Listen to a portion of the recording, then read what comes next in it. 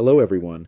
In today's tutorial, I'm going to show you how to hide your relationship status on Facebook, whether you want to keep it private from the public, your friends, or specific individuals. Let's get started.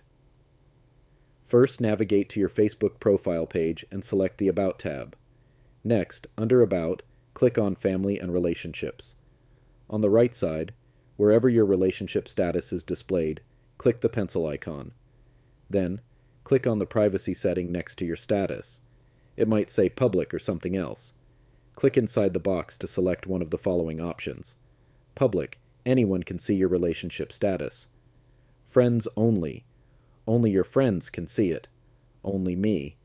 Only you can see it. Custom. You can choose specific people to share it with or exclude others. Once you've selected your preferred setting, it's all set. Thanks for watching. I hope this helped, and I look forward to seeing you in the next tutorial.